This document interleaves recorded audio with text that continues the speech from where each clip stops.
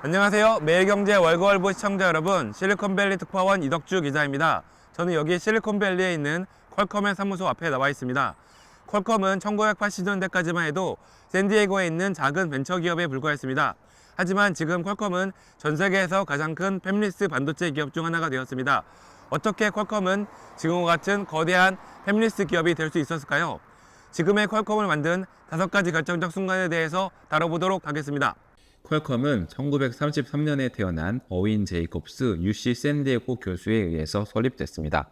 그는 통신공학 분야의 석학으로 그가 썼던 책 통신공학 원리는 여전히 교과서로 쓰이고 있습니다. 샌디에고에는 미 해군 기지가 있다 보니 그는 정부 용역을 많이 했는데요. 이를 위해 만든 링카빗이라는 회사를 매각해서 큰 돈을 벌기도 했습니다. 회사를 매각 후 그는 50을 막 넘긴 나이에 링카빗 직원들과 두 번째 창업을 1985년에 하는데요. 이때 만들어진 것이 바로 퀄컴, 퀄리티 커뮤니케이션, 품질 좋은 통신이라는 의미입니다. 통신 분야 석학이었던 그는 CDMA라는 디지털 통신 기술을 생각해냈고 이를 사업화하기로 했습니다. 그가 가장 먼저 한 일은 바로 CDMA를 특허 신청하는 것이었습니다.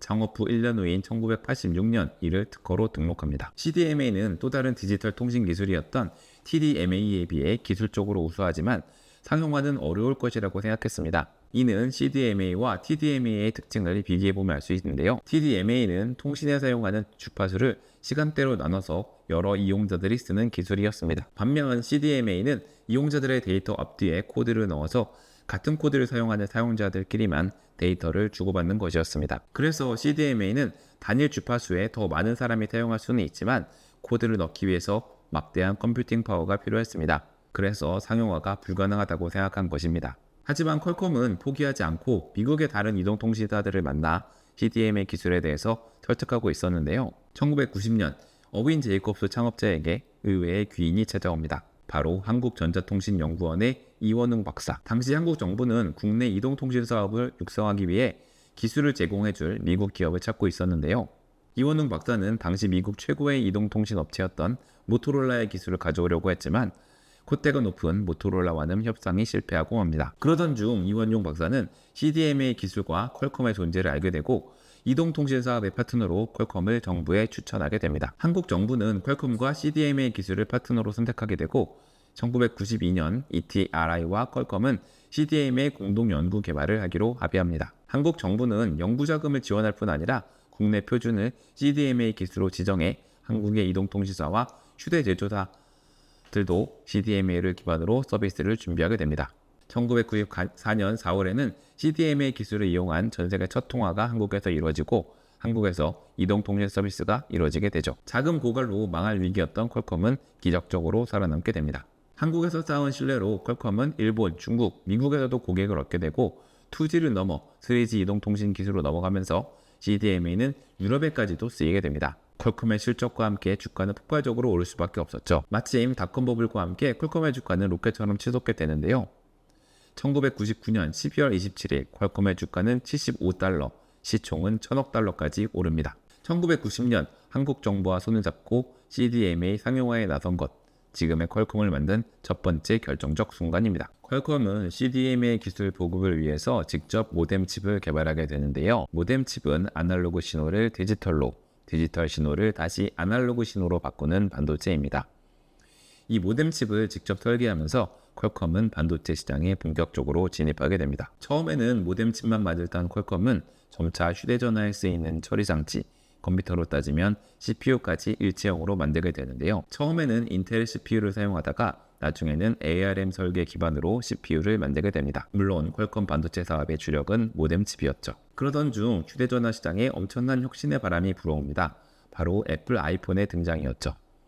2007년 1월 스티브 잡스가 아이폰의 출시를 예고한 겁니다. 바이오로 휴대전화가 이제는 소형 컴퓨터로 바뀌는 혁명적인 순간이었습니다. 퀄컴을 스마트폰에 적합한 고성능 반도체를 만들어 내놓으면서 여기에 스냅드래곤이라는 이름을 붙입니다. 자사의 반도체에다가 브랜드를 만들어 붙인 것인데요. 2007년 11월 처음 세상에 나온 스냅드래곤은 모바일 반도체 중 최초로 1GHz의 데이터 처리 속도를 기록하기도 했습니다. 스냅드래곤은 때마침 2008년 세상에 처음 등장한 안드로이드 OS 기반의 하이엔드 스마트폰에 대거 탑재되면서 큰 성공을 거둡니다. 퀄컴이 스마트폰 시대의 가장 중요한 부품인 AP를 만들게 된 것입니다. 2007년 11월 스냅드래곤이 세상에 등장한 순간, 지금의 퀄컴을 만든 두 번째 결정적 순간입니다.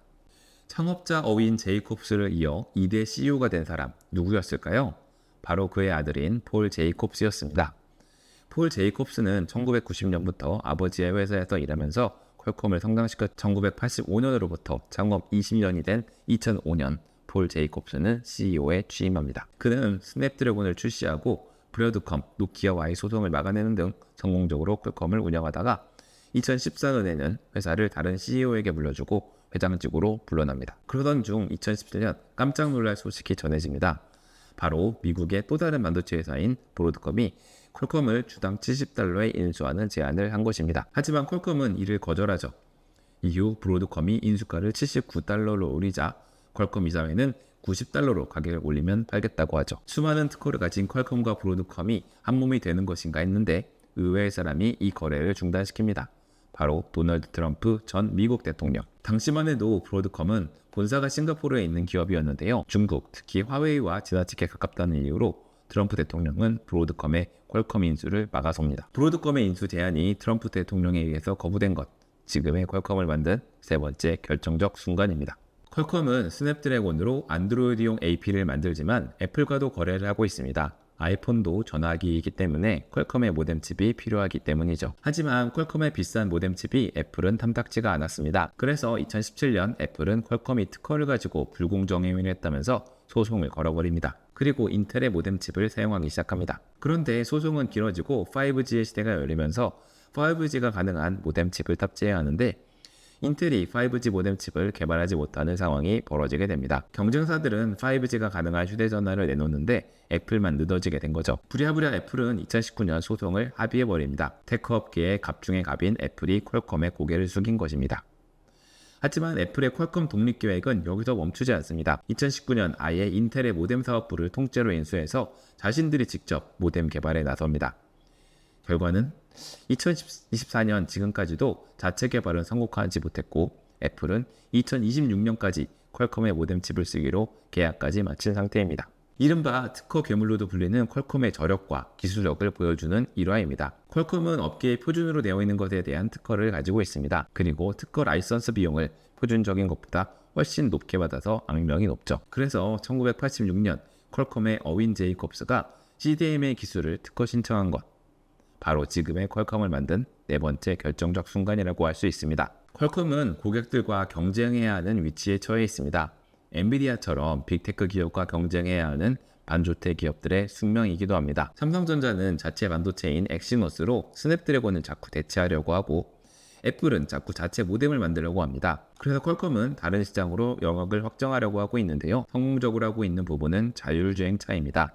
스냅드래곤 디지털 샷이라는 이름으로 완성차 업체들의 반도체와 플랫폼을 판매하고 있죠. 하지만 퀄컴이 진심으로 진출하고 싶어하는 분야가 있는데요. 바로 PC입니다. 스마트폰의 시대가 열리면서 기존의 PC 시장은 관심이 줄어들었지만 여전히 많은 판매가 일어나고 있는 큰 시장입니다. 이 시장은 인텔과 AMD라는 x86 기반의 두 반도체 회사가 과점하고 있죠. 퀄컴은 PC용 반도체를 만들고 싶어 합니다. 퀄컴은 스냅드래곤 기반의 저사양 PC인 넷북을 판매한 적이 있습니다. 그리고 마이크로소프트와 손잡고 랩탑을 내본 적도 있습니다. 하지만 어느 곳도 크게 성공한 것이 없죠. 일단 ARM 설계 기반의 PC에서는 x86 설계 기반으로 만들어진 소프트웨어가 잘 작동하지 않는 호환성 문제가 많이 발생하고 있습니다. 무엇보다 게임의 실행이 안 되는 경우가 많았죠. 그러나 2021년 퀄컴은 누비아라고 하는 스타트업을 인수하게 되는데요. 바로 애플의 자체 반도체인 A 시리즈를 설계한 팀이 2019년 만든 스타트업이었습니다. 아직 제품도 없는 이 회사를 $14억 인수하게 되는데요. 제품보다는 이 회사의 창업자들과 이들이 가진 역량을 인수한 것이었습니다. 애플은 처음 아이폰을 출시했을 때는 삼성전자의 AP를 썼지만 이후 자체 개발한 A 시리즈 반도체를 아이폰에 탑재합니다. 퀄컴이나 삼성전자처럼 ARM 설계를 가져와서 사용하는데요. 퀄컴이나 삼성전자가 ARM이 어느 정도 만들어 놓은 설계를 가져와서 쓰는 기술 라이선스를 맺는 데 반해 애플은 자신들이 처음부터 설계를 하는 설계 라이선스 계약을 맺고 있습니다. 최종적인 반도체를 만드는 데는 난이도가 높지만 더 최적화되고 효율적인 반도체를 만들 수 있습니다. 애플의 A 시리즈 반도체가 퀄컴이나 인텔 반도체보다 더 좋은 성능을 내는 이유로 알려져 있습니다. 누비아도 이런 설계 라이선스를 가지고 반도체를 개발하고 있었고, 이 회사를 인수한 퀄컴도 처음부터 완전히 새롭게 CPU를 설계하게 됩니다. 이것이 오라이온 CPU인데요. 퀄컴은 이 CPU를 PC용으로도 만들고 스마트폰에도 적용해 성능이 좋은 반도체를 만들어냅니다. 퀄컴은 이 CPU를 서버 컴퓨터용으로도 만들어 서버 시장에도 진출한다는 계획입니다. 스마트폰부터 PC, 서버까지 퀄컴이 모든 컴퓨터용 반도체를 만들게 되는 것이죠. 그런데 문제는 2022년 ARM이 퀄컴의 이러한 방식에 문제를 제기한 것입니다.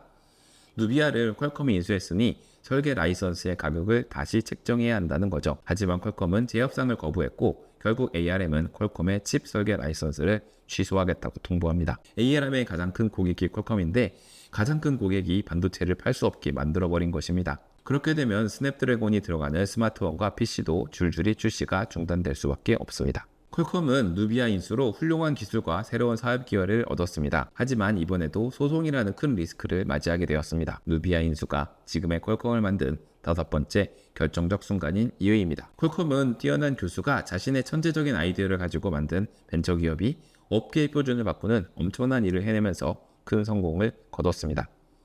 여기에는 한국 정부와 기업이 엄청난 기여를 했고 이는 퀄컴과 한국 모두에게 큰 도움이 됐죠. 지금도 퀄컴은 한국 기업들에게 동지이면서 경쟁자인 묘한 관계를 갖고 있습니다. 마지막으로 시청자 여러분들께 재미있는 질문을 던져보겠습니다. 삼성전자는 자체 반도체인 엑시노스를 스마트폰에 탑재하고 있는데요. 이 엑시노스를 계속 만들어야 할까요? 아니면 이를 포기하고 퀄컴이나 다른 기업의 것을 사용해야 할까요? 오래된 논쟁입니다만 시청자 여러분의 의견이 궁금합니다. 댓글로 남겨주세요. 이상 매일경제 실리콘밸리 특파원 이덕주 기자였습니다.